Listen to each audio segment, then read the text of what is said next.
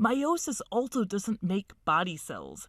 It makes sperm and egg cells, otherwise known as gametes. The stage known as interphase. And if you remember interphase, it's when the cell is growing, it's replicating its DNA, it's carrying out cell processes, and just like mitosis, interphase happens before meiosis is even going to start. So the starting cell has 46 chromosomes, and you have to duplicate those chromosomes in interphase before meiosis starts. That basically means you are duplicating your DNA, since chromosomes are made of DNA and protein. Ready for the tricky part? Well, because we tend to count chromosomes by the number of centromeres present, when the 46 chromosomes duplicate, we still say there are 46 chromosomes, because the sister chromatids are still attached, and we are actually counting by centromeres. So 46 chromosomes here, they replicate in interphase, and you still have 46 chromosomes in this picture. But you went from 46 to 92 chromatids, from 46 chromosomes to 23, which means let's start with the very first step, prophase 1. सबसे पहले जीवन stage आती है, इसमें enzymes, proteins और जितनी भी organism की मल्टीप्लिकेशन होती है, क्योंकि आपके दो सेल्स बनने हैं. उसके बाद it will go to the S phase, synthetic phase को सिंथेसिस फेज भी कहते हैं. जितना भी जेनेटिक मेकअप है उसकी यहाँ पे उसकी मतलब डुप्लीकेशन होती है, जिसे आप रेप्लीकेशन का नाम देते हैं, ठीक है ना. डीएनए यहाँ पे रेप्लीकेट करते हैं. तो G2 स्टेज के अंदर सेल अपने साइज को ग्रोथ करवाते हैं, ताकि सेल थोड़ा सा बड़ा होगा तो उससे जो नीचे दो न्यू सेल्स बनने हैं, डॉटर सेल्स बनने हैं. This was the one chromosome, for example this is first chromosome and this is first chromosome of the mother. यहाँ पे इसको मैं एन कंसीडर करूंगा, इसको भी मैं एन कंसीडर करूंगा. यहाँ पे तीन अब चीजें समझने अगर आपको आ जाएंगी तो ये आपको प्रोफेज उससे भी ज्यादा मतलब समझने में आसानी होगी, ठीक है. अब दिस इज द एन, ठीक है जी. आपका हैप्लॉइड नेचर है, ये भी हैप्लॉइड था, ये भी हैप्लॉइड था, दोनों मिले तो डिप्लॉइड हो गया. n plus n it is equal to 2n. This is the 2n, ठीक है. ये अब इंटरफेस में आपको जो है वो फेज स्टार्ट हो चुकी है. अब इंटरफेस में क्या कहानी होने वाली है मैं आपको बताने लगा. This is the father chromosome, first father's chromosome, this is the first mother's chromosome. अब यहाँ पे इस फेज में मैंने बताया था इनकी होनी है डुप्लीकेशन. अगर these are the single stranded, they will double standard. ये समझे कि साइज इसके इक्वल है, ठीक है. मदर भी डबल स्टैंडर्ड होगी और फादर की तरफ से जो हैप्लॉइड क्रोमोसोम आया था वो भी डबल स्टैंडर्ड होगा. अब यहाँ पे था पहले एक डीएनए की मतलब एक प्रॉपर डीएनए का यहाँ पे पैकिंग, जिसको मैं एन से कंसीडर कर रहा था. अब उसकी डुप्लीकेशन हो गई. क्या ख्याल है, अब डुप्लीकेशन हुई है ना, तो यहाँ पे 2n आ जाएगा. समझे चीज को. पहले था सिंगल क्रोमैटिड, ठीक है जी. ये एन नेचर्ड है और इसमें जो क्रोमोसोमल या डीएनए मटेरियल है सिंगल है. अब जैसे इसकी मैंने रेप्लिकेशन करवाई है, इसकी डुप्लीकेशन करवाई है, तो उसका एक सिस्टर क्रोमैटिड बन चुका है. सिस्टर क्रोमैटिड किसे कहते हैं? For example this is single one, इसकी तरह का एक बिल्कुल साथ बन जाए, this is the sister chromatid, ठीक है ना. तो उसका सिस्टर क्रोमैटिड बनेगा. पहले सिर्फ ये था एन जेनेटिक मटेरियल, जिसको मैं डीएनए मटेरियल कहता हूं. अब वो डुप्लीकेट हो चुका है. सो अब this duplicated product is called 2n. समझिए इसको. पहले ये n था, जैसे इसकी डुप्लीकेशन हुई है ये 2n हो गया. मदर वाले की भी डुप्लीकेशन होगी, वो भी आपका 2n हो जाएगा. नहीं, आपका ये 2n कंसिडर आउट हो. ये जो 2n है इसको हम यहाँ पे इंपोर्ट करते हैं, ठीक है. So for example in chromosomes मैं रिमूव करता हूँ यहाँ से, जो मैंने अभी आपको समझाने के लिए यहाँ पे इलैबोरेशन इसकी की है. So these are the interphased material of the zygote, DNA material of the zygote that is happening in the S phase, synthesis of genetic material, synthesis and replication of the genetic material. जो material था पहले cell आया था single chromatid था. Okay, इसके हमने करवानी है डुप्लीकेशन. डुप्लीकेशन मैंने बताया ऐसे फेज में होती है. कैसे होती है वो, उसमें डिफरेंट मैकेनिज्म्स हैं कि रेप्लिकेशन वो कैसे होती है, कौन कौन से एंजाइम्स आते हैं. ऑल्सो आपको याद होगा डीएनए पॉलीमरेज एंजाइम, यहाँ पे की वर्डेड पॉइंट है. मेन एक क्या उसका नाम है जी, एक मेन फौजी है जिसने आगे यहाँ पे ये सारा काम करवाना है. डीएनए पॉलीमरेज 1 आता है, 3 आता है, वो ये रेप्लिकेशन के काम को फैसिलिटेट करते हैं. तो यहाँ पे ये सारा काम रेप्लिकेशन हुई है और उन एंजाइम्स ने करवाया डीएनए पॉलीमरेज. अब जैसे इनकी ये सिंगल था क्रोमैटिड, इसकी डुप्लीकेशन हुई तो आपका ये सिंगल एन तो है ना, ये हैप्लॉइड है, और ये कैपिटल एन भी था। कैपिटल का मतलब है कि ये इसमें जो डीएनए का क्या उसका नाम है जी, पैकिंग थी just to be the single N. जैसे जो डुप्लीकेशन करवाई है तो इसी तरह का एक, जैसे for example this is to be happening, इसकी for example this is the this one, and अगर ये वाली जो है this is the copy of that one, तो ये वाला जो पुत्र होगा इसको हम, बल्कि सबसे पहले मैं यहाँ पे लिखता हूँ this is N plus N, ये 2n था। जैसे वो इंटरफेस में गया जो 2n प्लस 2n, ये समझ रहे मैंने कैसे लिखा है, n था, इसकी डुप्लीकेशन हुई, ये भी 2n हो चुका है, मदर वाला भी 2n हो चुका है, क्योंकि इंटरफेस में जेनेटिक मटेरियल की वहां पे रेप्लिकेशन हो चुकी है, डुप्लीकेशन हो चुकी है, ठीक है। अब यहाँ पे 2n plus 2n, this is the 4n, ये की पॉइंट है आपका, दिस इज द 4n, ठीक है। पता चला 4n क्या होता है तो ये n प्लस n नहीं है, मतलब हैप्लॉइड नेचर्ड आए थे, उनकी डुप्लीकेशन हुई है तो वह हैप्लॉइड नेचर ना भाई, तो इसको आप 2 स्मॉल n के साथ कंसीडर आउट करते हैं, ठीक है। So this is the interphasic stage, ये इंटरफेस्टिक स्टेज होती है। अब यहाँ पे जो G2 स्टेज गुजरती है, सेल ग्रोथ करता है जी, आपकी इंटरफेस तो खत्म होगी, मुक चुकी है ये, ठीक है। अब माइटोटिक स्टेज की बारी आ गई, सेल है germ line cell, then they will proceed with meiosis. ये मियोसिस क्या है? अब मियोसिस में क्या है, मियोसिस 1 है, मियोसिस 2 है। Meiosis 1 starts from prophase 1, metaphase, anaphase and telophase 1. And the meiosis 2 start from the prophase 2, metaphase, anaphase and telophase 2, ठीक है। So prophase 1 हम स्टार्ट करते हैं, हमारे पास ये वाला सेल आ चुका है, this cell came in the mitotic stage, ठीक है ना। So this is the 4 capital N, 2 small n. 2 small n mean that this is haploid natured from the start and this is haploid from the start. So n plus 2 is equal to 2n. तो ये diploid nature, अभी तक ये diploid नेचर्ड है, ठीक है।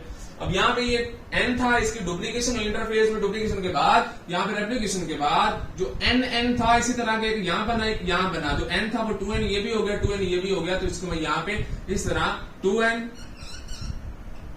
Plus 2n is equal to 4n consider out कर सकता हूं, ठीक है। बेसिकली आपकी पूरी मियोसिस के अंदर मैं की पॉइंट बता रहा हूं कि ये वाली जो चीज ये आपको मतलब प्रॉब्लम करती है समझने में। अगर ये चीज अब आपको समझ आ चुकी है, this is really good for you in understanding of that topic, ठीक है। अब यहाँ पे जो प्रोफेज 1 है वो स्टार्ट होना है। प्रोफेज 1 की जो पहली फॉर्म है this is the leptotene. Leptotene is the first subtype of prophase 1 and prophase 1 is the subtype of the meiosis. Leptotene में क्या होना है जी, जो आपके ये क्रोमोसोम्स थे जो रेगुलर ऐसे पड़े हुए थे अनकंडेंस्ड फॉर्म में, ये वाले जो अभी इंटरफेस से आए हुए हैं, जो आपके इंटरफेस स्टेज के बाद जो माइटोटिक स्टेज में आए हुए हैं, they are in the uncondensed form. Condensed होते हैं लेकिन अनकंडेंस्ड फॉर्म में कुछ होते हैं, ठीक है। अब वो अनकंडेंस्ड फॉर्म कंडेंस में कन्वर्ट होगी। अब हमें ये बताना चाहिए कि अनकंडेंस्ड फॉर्म किसे कहते हैं, कंडेंस्ड फॉर्म किसे कहते हैं। तो जो आपका नॉर्मली जेनेटिक मटेरियल होता है ना, आपने बुक्स में पढ़ा है या आपने सोशल मीडिया में देखा होता है कि this is the structure of the chromosome. Her time आपके सेल के अंदर इस तरह का स्ट्रक्चर नहीं होता क्रोमोसोम का, ठीक है। तो जो for example this is the nucleus, इसके अंदर जो क्रोमोसोम है इस तरह बड़ी इररेगुलर फॉर्म में ऐसे गुच्छा बना के पैकेट्स बना के बैठे होते हैं। जैसे ही सेल ने माइटोटिक स्टेज में जाना है, माइटोटिक स्टेज के अंदर इनकी एक सीक्वेंस्ड स्केड्यूलिंग होती है, ठीक है। फिर जो ये वाले जो सारे स्ट्रक्चर एक दूसरे को अरेंज करते हैं, इस तरह के आपके पास क्रोमोसोम्स की शेप बन जाती है, ठीक है। So this is about the uncondensed, this is the condensed portion and this is the uncondensed portion. अब यहाँ पे लिप्टोटीन में जो आपके पास माइटोटिक स्टेज में जो सेल आया इंटरफेस को क्रॉस करके, लिप्टोटीन प्रोफेज 1 की एक फर्दर टाइप है, ठीक है। तो लिप्टोटीन में उन क्रोमोसोम्स के जो कुछ जो अनकंडेंस्ड, कुछ कंडेंस होंगे लेकिन जो अनकंडेंस्ड होंगे उनकी कंडेंसेशन करवा दी। दूसरी स्टेट आपके पास आ चुकी है जिसको आप जाइगोटीन का नाम देते हैं। अब जाइगोटीन क्या बुलाया जी, जाइगोटीन को याद करने के लिए आपने एक की पॉइंट रखना है याद, जिसे कहते हैं साइनॉप्सिस के नाम से। अब साइनॉप्सिस क्या बला होती है, कुछ है आइडिया? What is synopsis? है कुछ आइडिया साइनॉप्सिस क्या चीज होती है? अब यहाँ पे this is 2n, 2 capital N, इसको मैं यहाँ पे n ही लिखूंगा क्योंकि ये हैप्लॉइड नेचर है ना, ये हैप्लॉइड से मतलब आया है। वो चाहे उसका जो क्रोमोसोमल मटेरियल है वो डुप्लीकेट हो, जिसको हम 2n से शो कर रहे हैं, this is actually haploid in nature, ठीक है। अब यहाँ पे क्या होना है, this is the chromosome number 1 from the mother and this is chromosome number 1 from the father, same like that. अब जैसे ही 1 and 1 मतलब होमोलोगस है ना भाई, होमोलोगस क्रोमोसोम्स का पता होगा क्या होता है, सेम नेचर, अलील फॉर्म जो क्रोमोसोम्स होते हैं उनके आप होमोलोगस क्रोमोसोम्स का नाम देते हैं। For example this one capital A, they are homologous, for example, and this is capital A, small a. These are not homologous chromosomes. This is actually heterozygous, sorry, ठीक है. तो homologous and the heterologous, these are two different terms. इनको ये दो different terms हैं. तो अगर तो allele same nature, this is the homologous and this is अगर different, तो आप इसको hetero से consider करते हैं. अब यहाँ पे क्या होना है, these are, मैंने कहा तो ये भी क्रोमोसोम नंबर 1 है फादर से, this is the chromosome number 1 from the mother, same like that. अब इन्होंने for example this one, that one, ये 2 तो जैसे ये ना एक दूसरे के साथ ऐसे मिल जाना है, कैसे मिलेंगे ये मैंने बता दी. ये ब्लू नेचर आपकी मदर का है और जो ब्लैक नेचर है this is from your father. अब यहाँ पे बड़ी एक नई कहानी स्टार्ट होने लगी है, ठीक है. दिस कॉम्बिनेशन, ये टेट्रेड इसे कहती हैं, ठीक है ना. 1 2 3 and 4 टेट्रा. सो इन चारों का मिलना, चारों सिस्टर क्रोमेटिड्स का मिलना, चारों क्रोमेटिड्स का मिलना, इसको आप टेट्रेड फॉर्मेशन कहते हैं. तो जो आपकी जाइगोटीन होती है पुत्र, उसमें साइनॉप्सिस का प्रोसेस होता है, ठीक है. अब यहाँ पे हम लिखते हैं साथ साथ के साइनॉप्सिस जो उसकी फर्स्ट स्टेज है of second stage of the prophase 1, तो उसमें यहाँ पे साइनॉप्सिस होंगे. साइनॉप्सिस में टेट्रेड बनता है. मदर और फादर के जो डुप्लीकेटेड डबल स्ट्रक्चर्ड क्रोमोसोम्स हैं, एक दूसरे के साथ मिल जाना है. कैसे मिलेंगे? वो काइनेटोकोर्स के साथ मिलेंगे. यहाँ पे स्टिकी नेचर पुत्र मटेरियल होता है, आपको पता हो तो इसको काइनेटोकोर कहते हैं, जिसके साथ वाक स्पिंडल फाइबर जुड़ते हैं और यहाँ पे जो सिस्टम चलाएंगे, अभी परेशानी होना आपने, ठीक है. तो ये साइनॉप्सिस यहाँ पे होती है. This is the second step of the prophase 1, that is called zygotene. क्या होता है साइनॉप्सिस में पुत्र? साइनॉप्सिस में टेट्रेड बनता है. टेट्रेड फॉर्मेशन होती है आपकी साइनॉप्सिस के अंदर. ले जी, आपके ये वाला पॉइंट हो चुका है. This is the patchy chain, इसका पैची चेन भी कहते हैं. पैची चेन में क्या होता है? अब ये आपका टेट्रेड बन चुका है, तो आपने तो सुना होगा ना, for example this is your father, this is from the your mother. उनसे जो बेबी पैदा होता है उसकी कुछ कैरेक्टरिस्टिक्स फादर से मिलती हैं, कुछ मदर से मिलती हैं. अब ये फादर से कैसे मिलती हैं, मदर से कैसे मिलती हैं? अब यहाँ पे ये क्रोमोसोम्स ने गेम डाली है सारी. क्रोमोसोम्स ने अपने मटेरियल्स को चेंज करना है. For example this is from your mother and this is from your father. अब यहाँ पे क्या होना है? यहाँ पर तरफ क्रॉसिंग ओवर होने लगी. क्या होती है crossing over? What is crossing over actually? Crossing over का मतलब होता है कि फॉर एग्जांपल डैड वन, इसका ये वाला थोड़ा सा पोर्शन इस पे चला जाएगा, इसका ये वाला इस पे चला जाएगा, और ये वाला जो उतरा है it will come to that portion and it will come from to that portion. For example these are 2 chromosomes.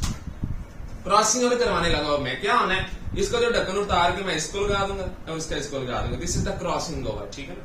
तो इसको क्रॉसिंग ओवर कहते हैं. तो इसलिए कहते हैं ना, फॉर एग्जांपल फादर की कुछ जो कैरेक्टरिस्टिक्स अगर फीमेल पैदा हुई है तो वो फादर के हैं, क्योंकि जो फादर का ये वाला, for example this is the marker, इनका जो हेड वाला पोर्शन है वो न्यू चाइल्ड में आएगा. It is actually coming with dad, इस वे के साथ वो आता है. और इस एक्सचेंजिंग को आप क्रॉसिंग ओवर का नाम देते हैं, ठीक है. इसको क्रॉसिंग ओवर का नाम दिया जाता है, जिसमें जो जेनेटिक मेकअप्स हैं वो वेरिएट करते हैं, ठीक है ना. कुछ पोर्शन इसका उस पर और उसका जो है वो इसकी जगह पे आ जाएगा.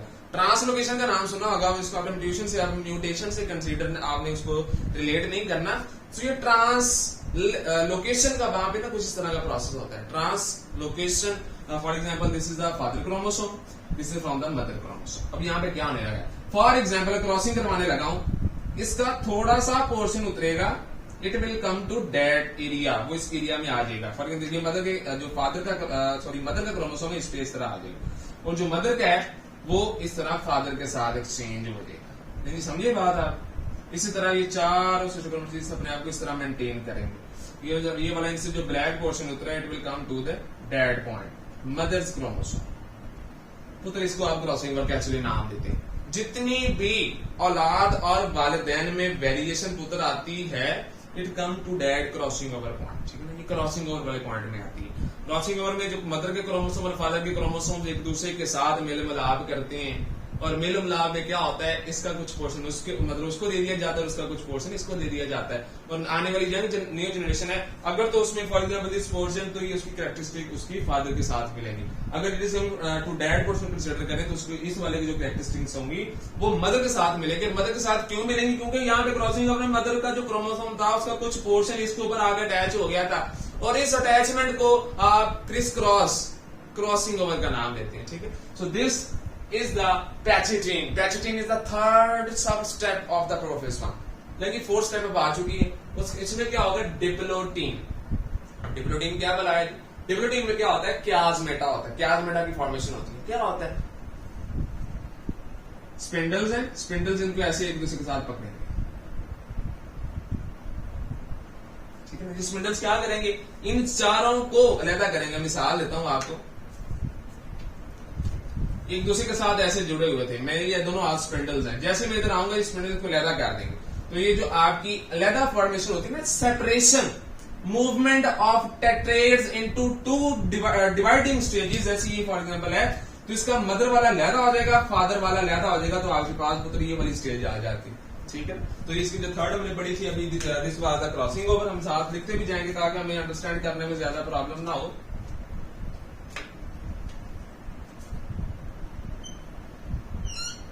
क्रॉसिंग ओवर, क्रॉसिंग ओवर में क्या होता है, जेनेटिक वेरिएशन आती है. कैसे आती है, क्योंकि मदर का कुछ जो क्रोमोसोम है वो फादर के साथ एक्सचेंज हो जाता है, मटेरियल सॉरी, और जो फादर का it is just to be variate and the move to the mother's area, mother's chromosomal portion.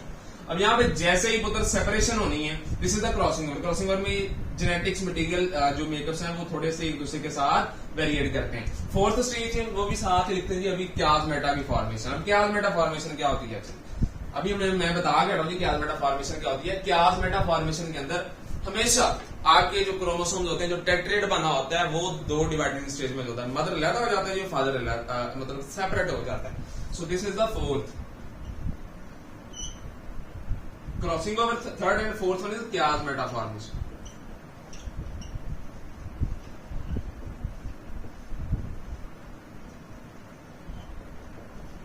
ठीक है जी. अब ये जो आपका सेल बन चुका है एंड पे, ठीक है ना, इस वाली स्टेज में क्या होता है कि जो क्रोमोसोम्स मदर के लहदा, फादर के लहदा हो चुके हैं.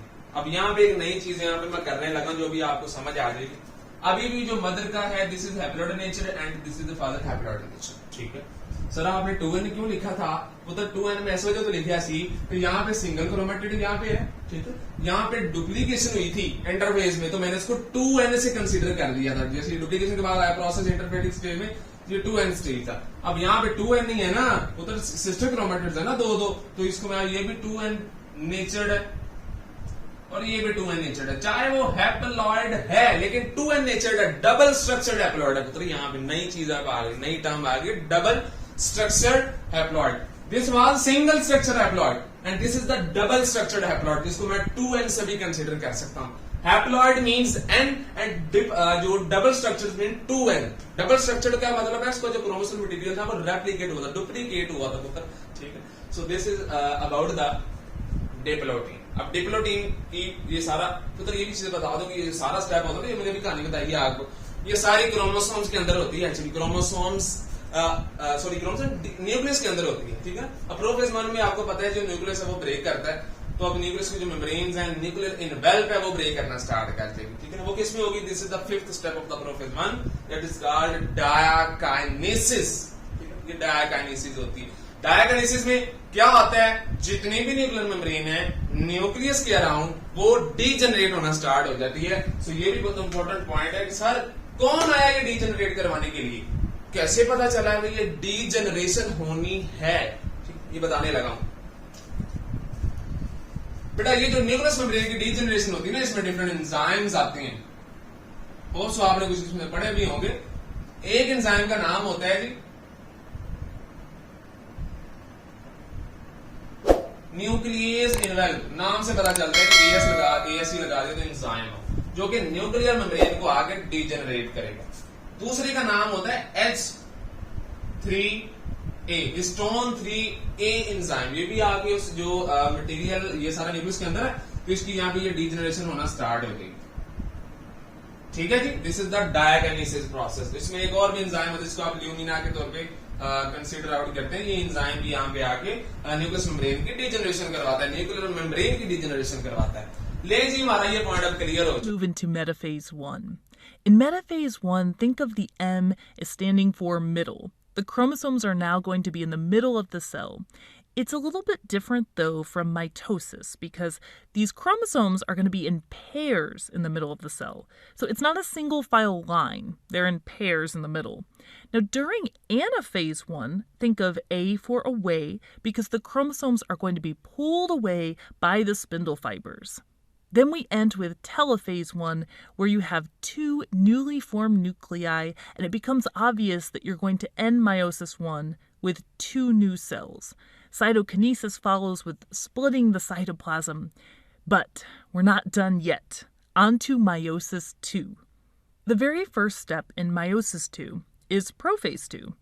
It's not going to be nearly as eventful as it was in prophase 1, though, because they're not going to have homologous pairs of chromosomes.